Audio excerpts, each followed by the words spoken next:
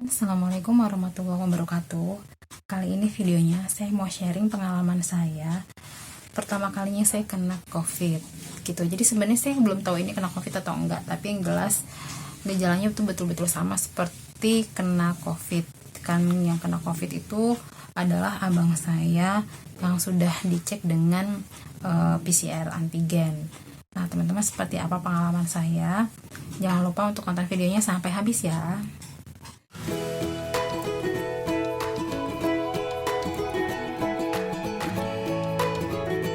Mau sharing nih pengalaman saya yang mungkin bisa jadi terjadi sama teman-teman. Jadi teman-teman bisa untuk mawas diri dan atau bisa jadi masukan kalau mungkin ada orang lain yang seperti ini.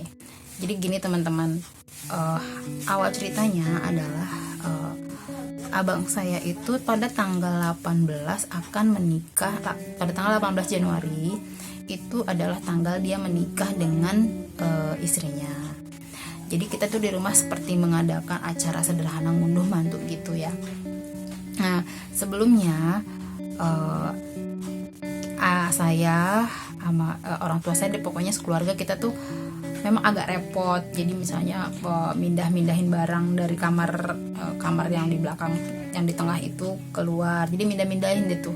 Karena apa? Karena kan nanti barang-barang calon istrinya itu akan dimasukin ke sana.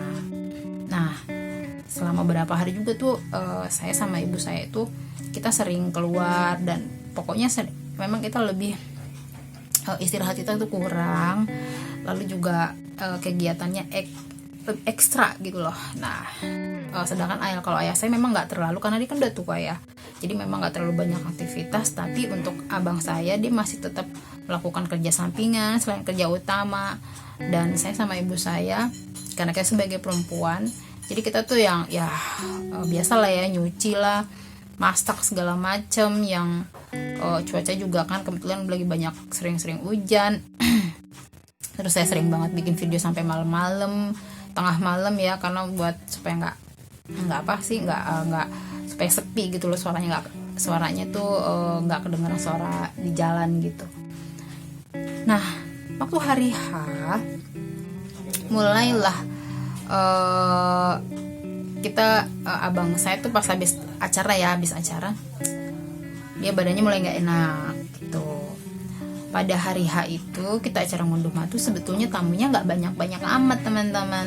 Tamunya itu nggak sampai 20. Acaranya cuma di rumah. Nah, itu nanti bisa lihat acaranya di video yang lain. Sedangkan menikahnya sebetulnya hanya di KUA ya teman-teman. Jadi kita sebetulnya acaranya adalah sederhana banget sih, dan kita nggak mau menyalahi protokol. Jadi kita hanya acara di rumah, di dalam ruangan doang, nggak pakai tenda gitu. Nah, pada itu di hari Senin ya, tanggal 18. Di hari, kalau nggak salah di hari Selasa atau Rabu, abang saya tuh badannya panas tinggi banget. Udah badannya panas tinggi banget, badannya nggak enak, menggigil, demam tinggi. Lalu dia ke klinik lah. Waktu dia di klinik sebetulnya itu udah hampir 37 kalau nggak salah ya. Kalau demamnya itu 37 udah bisa diindikasikan dia COVID gitu kan ya. Sebelum saya dengar berita seperti itu.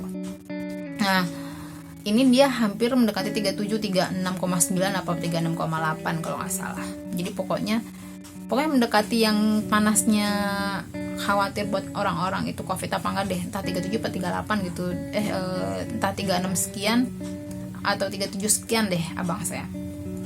Terus waktu itu udah dikasih lah obat, dan dikasih obatnya adalah obat yang buat flu gitu, kasih obat demam yang kayak gitu-gitu deh.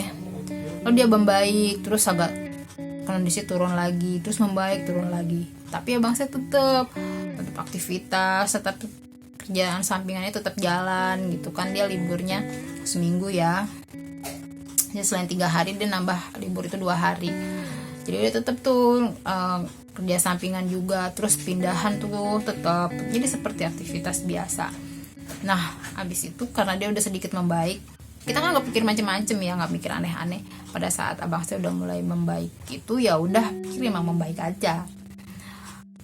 Dites lah hari Minggu malam, karena memang prosedur dari kantornya pada semua orang yang cuti ataupun habis keluar kota pokoknya harus menyertakan hasil PCR antigen. Nah, abang saya waktu itu malam-malam dia melakukan PCR antigen. Dia pusing tuh nyari-nyariin PCR antigen tuh sampai ke mana-mana. Nah, waktu dia cari udah dites, ternyata adalah dia hasilnya positif, teman-teman. Dia sampai shock banget karena dia positif kan. Nah, sedangkan waktu hari itu hari Minggu ya. Nah, di hari Minggunya, hari Sabtu